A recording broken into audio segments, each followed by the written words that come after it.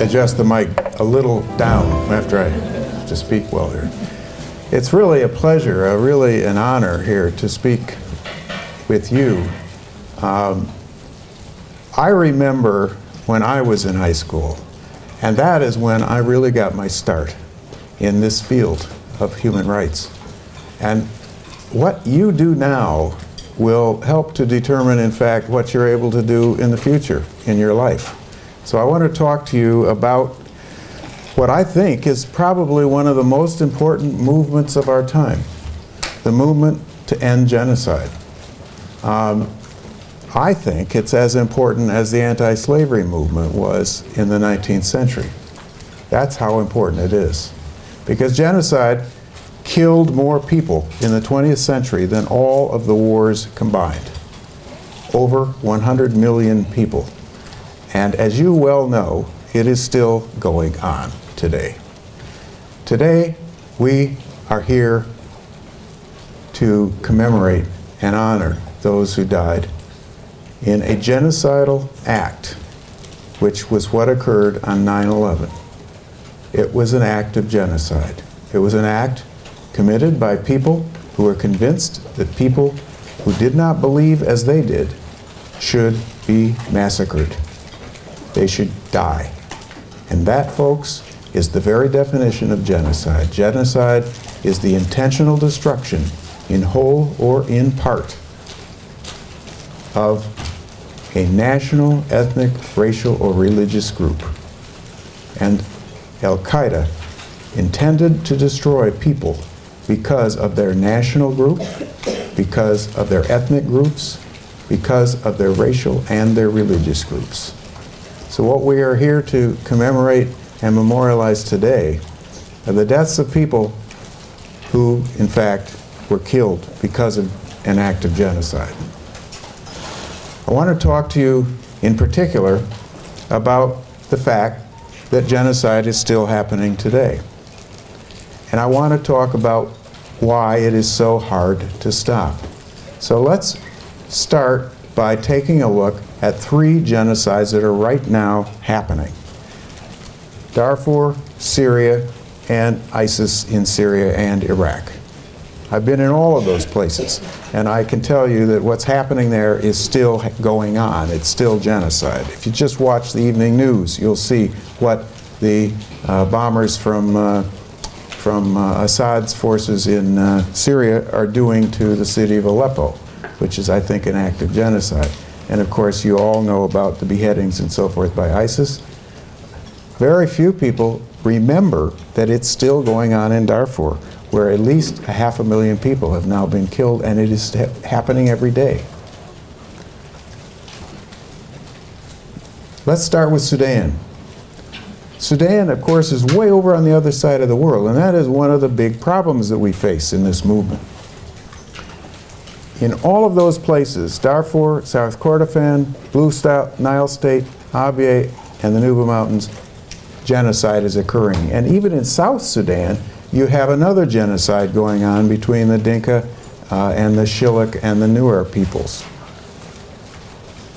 In Darfur, you had 6 million people, 80% black African, and now you have 3 million of them displaced and 500,000 dead.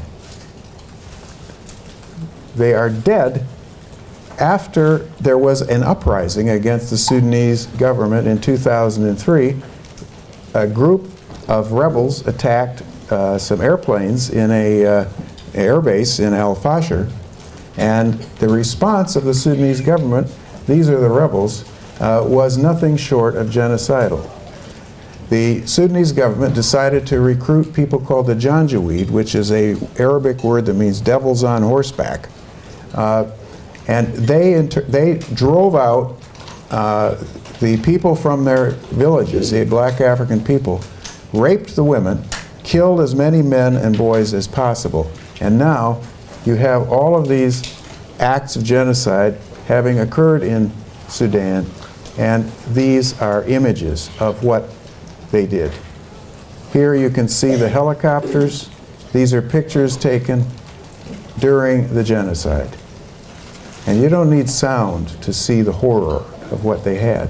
This is Colin Powell, our Secretary of State, and our President Bush saying this is genocide. It's one of the first times a president has ever called it genocide during the genocide. The result, 3,800 African villages were burnt to the ground while Arab villages were allowed to still stand. That is evidence that it was genocide because they were targeted for their ethnicity and their race. So here you have a displaced persons camp where starving people are being fed today. Enough food is going there. We have a huge problem in internet to send the matter to the International Criminal Court. And in 2009, that court indicted Sudan's president, Omar al-Bashir, for genocide, crimes against humanity, and war crimes. And yet, he has not been arrested because the UN Security Council refuses to back up its referral of that case to the International Criminal Court with real action to arrest him. The result, he goes all over the place and he meets presidents. This is President Zuma of South Africa, shaking his hands in a conference in South Africa this past year. Syria. How many of you have seen the images of Syria on your television sets? So you know what Assad and his forces are doing there, what the Russians are doing there in bombing people, and you see here how many people have been killed. Just 300,000 is when, it may be more, it may be 500,000. We aren't even sure how many, but it's a lot of people who have been killed in these bombings. It's the worst refugee crisis since World War II. And much of Syria has been destroyed. These are images of Aleppo before and after. You can see here the same place in Aleppo before and then after. They were taken by a very well-known photographer who just wanted to illustrate the destruction of this city by President Assad. He's destroying his own country.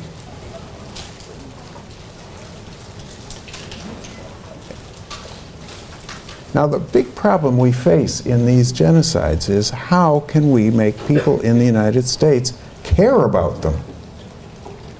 Now, I was out at the University of Oregon just last year and talked with a social psychology professor who did a very interesting experiment about genocide. He took pictures of a couple refugee children, one named Musa and another little girl named Kitu, and he showed them these pictures. Now, he then would ask them, when he showed one picture of Musa to the people, he would say, now this boy is starving. We know a relief organization right in his village that will give him food. Would you give $5 to, and we can promise that the $5, if you give it, would go directly to feed this boy. When they asked that question, half of the people who were asked gave the money. They had the same result with Kitu, the little girl. If they asked for the two together, they showed both pictures together, the number of people who would give went down to 30% instead of half. And when they showed the pictures of the two kids and said these kids represent thousands of kids all over sub-Saharan Africa who are starving to death, would you give $5 to help these kids through these various agencies who we can promise you are honest, they will get the aid to the kids, World Vision and Church World Service and Jewish World Relief and all these other groups that really give aid honestly. The rate went down to less than 10%. In other words, people can't understand numbers. They don't understand statistics. What they do understand are personal pictures. They understand that a person is being affected. One of the things I learned when I was in the Southern Christian Leadership Conference and the Civil Rights Movement that was taught to me in the training they gave us who are civil rights workers was always personalize the injustice. Always make it clear that a person is being affected. Once you do that, you will change the entire equation, whether people will care or not. So the question is, how can we personalize the injustice of genocide? Well, it's hard. But one thing I do know is this. ISIS has helped to do it by simply making it very clear that certain people are actually being executed. It's this very strange thing they're doing, of course, as you know. They're actually putting their atrocities on the internet so that people can see them beheading people and actually see individuals being killed and being persecuted. ISIS, when it took over the Yazidi villages of Iraq, for example, killed as many men as they could, at least 5,000, and they took the women off to Raqqa and other places in ISIS territories in Syria to force them into marriage and actually to pass them back and forth as sex slaves for ISIS. Well, we know who those women are. We know the names of those women. And so if you can personalize like that, you might be able to do something about it. This is a Jordanian pilot who was burned to death by ISIS in 2015. These are on the internet. ISIS people actually use these as a recruiting tool. That's what's so horrible about this, of course. These are the Coptic Christians who were executed by ISIS in Libya in 2015. They took them out on the beach and they beheaded them. I won't show you that image, but I mean that is exactly what we need in the way of personalization. And ISIS is doing it for us. Those genocides continue today. But by personalizing their atrocities, ISIS actually did result in a forceful response by us, by the United States, and by our allies. And we will defeat ISIS militarily. I think it's going to happen in the next year. The question will be, can we defeat them ideologically? Because their ideology is the real problem. They believe that they have the true version of Islam, and anyone who does not believe the way they believe needs to be killed or converted. So what can we do about this kind of an ideology? Well, one thing I know is this, that you need to attack it the way we attack communism, by showing its falsehood. I was very involved in the anti-communist movement and in the breakup of the Soviet Union. I was the legal advisor to the Ukrainian independence movement. And one of the things we did there was, and the Ukrainians were very anti-communist, I can tell you, after having lived under communism for, 70 years. One of the things we did there was we went to the prison where they had arrested some of the main leaders of the Ukrainian independence movement. And we demanded to see those leaders, the persons, the people that had been arrested. And when they wouldn't let us see them, we went back to the central square and we said, look, they're not letting us even see your leaders. Tomorrow, or next week actually, we had to train the people in nonviolent protest. Next week, we're going to all march down there. And we're going to demand to see them. And we're, in fact, to have you let them out. We trained people, and then when we marched down the next week, women were on the outside with flowers. There were these huge Eastern Ukrainian miners, mostly Russian-speaking, by the way, just inside that group. And then there were the rest of us cowards in the middle, marching down to the prison, the very same prison, by the way, where Lenin had been held. And we went and we demanded to see them. The secret police who were in their, their ski masks, so you couldn't tell who it was, and their clubs and so forth, didn't dare to beat the women who were there to hand them flowers. This is a technique I learned when I was in the Civil Rights Movement. Also, we used it in the anti-war movement. It's nonviolent resistance, and it worked. Eventually, in fact, before I even left Ukraine. They had released all of those leaders in the independence movement in Ukraine. I had to go back in again and again, in fact, for that very purpose, because we were leading the international movement, but it was Ukrainians themselves who were leading the national movement. The longer I've worked on genocide, the more I'm convinced it needs to be defeated at the local level. That means you. That means you are crucial to this whole movement, because I'm convinced that it is at the local level where we have to defeat hatred, we have to defeat racism, we have to defeat intolerance, we have to defeat all of these forces that lead to genocide. It's why your education in human rights, in basic human rights for all people, is so central to your education. Now, the question I've got is, of course, then you can do that. You can work against it in your own communities, and each of us has a community to work in. And you don't have to, you know, become a professor or become a professional human rights worker to do this work. You can do it in so many ways. In your local school board, in your local school. Whenever you see bullying, for example, that is, in fact, the kind of dehumanization that leads up to genocide. Dehumanization is one of the key moves that leads to genocide. And if you see bullying, in fact, it is the same kind of dehumanization.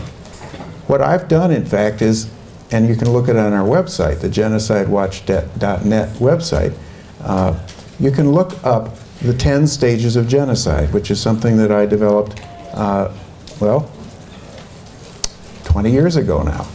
But it's been a very powerful model for us to use. The other thing that we've been needing to do, of course, is develop international institutions to deal with genocide.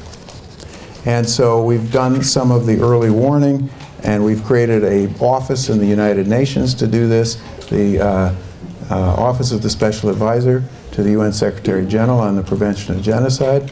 But we need a lot more than that. We need you, we need the press, we need the journalists, and so forth. The question I have is this: what evidence do we have that it can actually be prevented, that you can actually stop it, you can actually defeat it? Well, the best place I would tell you about to look at is Liberia. And let me just tell you what happened there. Lima Gabawi, who was a fish seller in Monrovia, Liberia, had a strange dream one night. She dreamed that the market women of Monrovia could stop Charles Taylor, who was committing genocide in his own country. He was the leader of Liberia. So she got together with a Muslim lady. She was a Christian. And they decided to hold prayers every single Friday in that market. Well, the prayers were for peace. And the prayers were for the men to stop fighting, to stop doing the atrocities that they had been doing. And Charles Taylor at first he would glide by in his Mercedes limousines and so forth and just laugh. But they kept demanding to see him. And finally, he made the mistake of actually agreeing to see them. And Lima Gabawi, in front of all these people, demanded that Charles Taylor stop these atrocities. And he said, well, we will sit down with the people that were fighting, and we will try to make peace. And he even promised at that open meeting that if he needed to go, he would. They went to Accra, Ghana for a peace conference with the rebels who were fighting Taylor, but the women didn't trust the men to make the peace. They said, we are going to surround the hall where all these men are supposed to be negotiating, and we're going to demand that they come out with an agreement and stop this war. And in fact, at one point, they said, if you don't make peace, we're going to take over. And so they surrounded the conference hall, and the men, you know, having this great time, you know, in their five-star hotels, having nice drinks and dinners and all this sort of thing, and they didn't make peace. Well, finally, the Nigerian fellow who was doing the mediation in this situation said, I am going to bring the women in to do this if you don't come up with a settlement in 3 days. The women at that point invaded the hall. They sat in the hall, and at first the Ghanaian police were going to throw them out. And so an old grandmother got up, and I've lived in Africa, so I know how embarrassing this would be. She got up and said, okay, look, if you're going to throw me out, you're just going to have to throw me out simple. I'm going to take off all my clothes. And in Africa, for an old grandmother to take off her clothes in front of a young man is a very, very embarrassing thing for the young man. And so the police said, oh, well, don't do that, please. And so they backed off. Well, the women stayed there, and the men finally made an agreement, and Charles Taylor was sent to Nigeria in exile. He was taken out of power. They held a free election in Liberia, and Helen Johnson Sirleaf was elected president, the first elected president, woman president of an African country. And that, folks, is a great case of defeating genocide at the local level. And you will notice it was women who did it.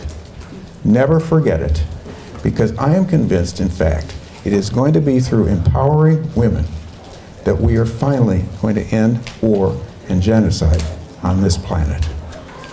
Women have a different way of settling disputes than men do. When men have a dispute, they fight.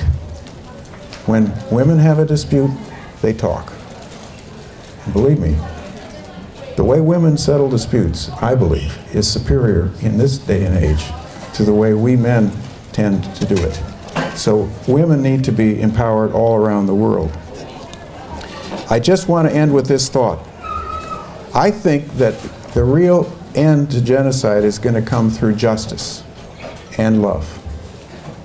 Because without justice and love, we will not defeat it.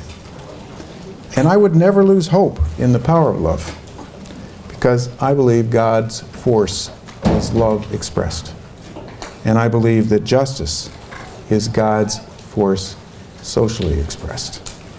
And with love and justice together, I do believe that we can end genocide. Thank you.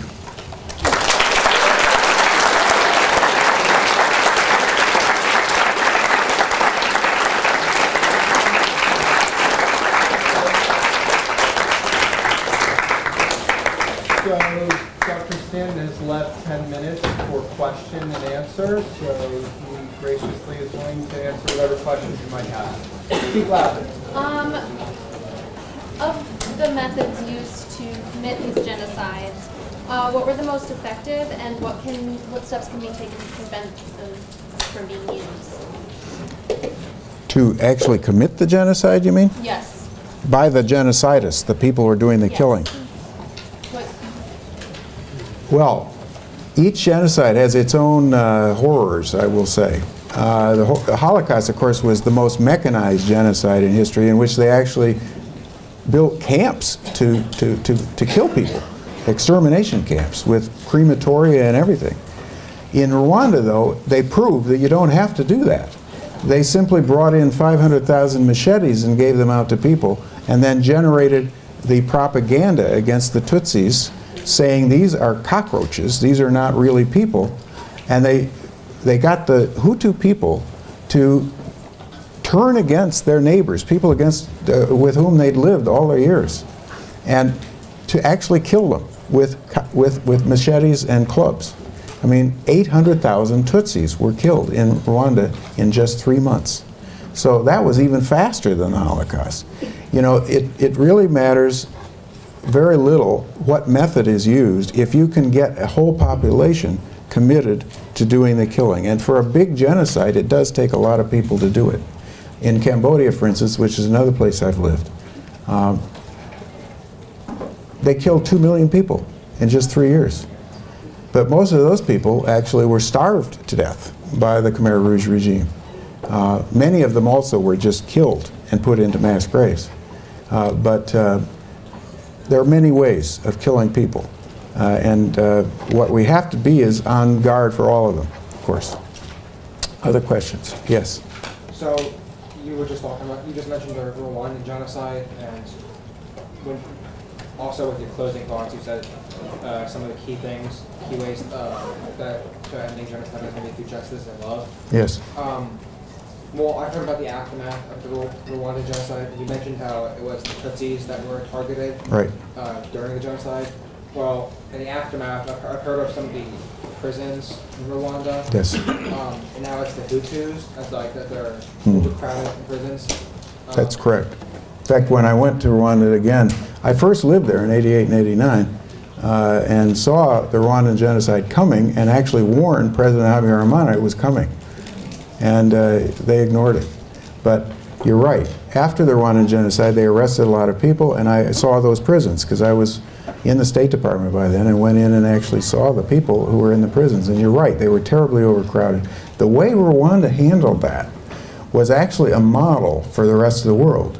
They realized that the Rwandan tribunal, which was set up in Arusha, and by the way, I was the one who wrote the UN resolutions that created that tribunal, wasn't enough. Because how are you going to deal with 200,000 people who actually committed most of the killings? You can't put them all on trial in a prison, in a huge trial of some kind or another. You've really got to deal with the local level. And so what Rwanda had a system of what they call on-the-grass courts, gacaca courts. And local communities would gather and they would say, okay, any of you who saw anything during the genocide would please stand up and say what you saw. And people who were in these prisons would be there to answer. And they'd say, oh no, I didn't really do that. And then there would be people who were the local people who would say, oh yes you did, I saw you do it. And then so those local trials, and they had over 100,000 of them, were the ways that they dealt with those folks. For the most part, most of those people essentially got community service as their sentences. They had to give restitution to the widows of the people who they'd killed the families of. That was the way Rwanda handled it, and I think it's been really a model. So there, you're right, there was a huge amount, of course, resentment against the Hutus who did that. Hutus then became the ones discriminated against. What's now the main thing in Rwanda is they're emphasizing nobody is Hutu or Tutsi, we are all Rwandans. So the aftermath is not always That's right. The aftermath of any genocide is going to always be tense and always difficult. Yeah. Other questions? Do you feel, obviously you've studied this for decades, do you feel the international community, the United Nations, the International Criminal Court, groups like Genocide Watch, Human Rights Watch, all the groups that really kind of focus on these things, do you feel, just from being an observer and obviously somebody's involved in there, is the political will to act on like nations' part, is that getting better, where more and more citizens of the world are thinking this is something important? Or is that still just as, people shrugging and saying, oh, what can I possibly do, and it's gone? I think citizens' awareness is definitely a lot better. In other words, especially through the Darfur movement, the Save Darfur movement. Citizens' awareness and for the Holocaust commemoration movement, I think has helped a lot in terms of making people aware of genocide. But I think the political will is basically still not there. I do not think we have leaders who are ready to step in and stop it, or to prevent it. Because it really needs to be prevented before it ever gets underway. If it's too late once it's underway, really. We don't have an international police force, for instance, yet. And it's actually provided for in Articles 43 through 47 of the UN Charter. We've just never done it. We don't have, in other words, a kind of a standing police force that you can call on if genocide breaks out. We don't have it. We don't have a way to really forcefully get the UN system to work. So I am happy to have talked to you. I'm really grateful. Thank you. You're welcome.